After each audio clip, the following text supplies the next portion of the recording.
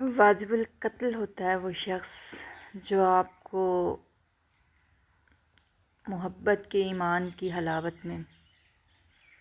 اس قدر چور کر دے کہ آپ اس کے سوا کچھ نہ دیکھ سکیں، اور پھر وہی شخص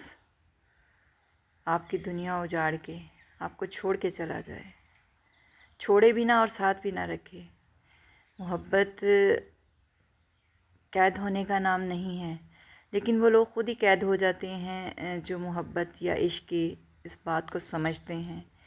اور اکثر لوگ ان لوگوں کا فائدہ اٹھاتے ہیں جو اپنے آپ کو دوسروں کا قیدی بنا لیتے ہیں۔ تو اس لیے کوشش کریں کہ آپ کسی کے قیدی نہ ہوں، کوشش کریں کہ کوئی آپ کا بھی قیدی نہ ہو، جس کے ساتھ آپ جڑے ہیں اسے بھی آپ آزاد چھوڑیں۔ اگر وہ آپ کا ہے، وہ بانو قدسیہ نے کہا ہے کہ پنجرے کھلے چھوڑ دیں۔ اگر پرندہ آپ کا ہے تو وہ کہیں نہیں جائے گا، اور اگر وہ آپ کا ہے ہی نہیں تو وہ کبھی لوٹ کے نہیں آئے گا۔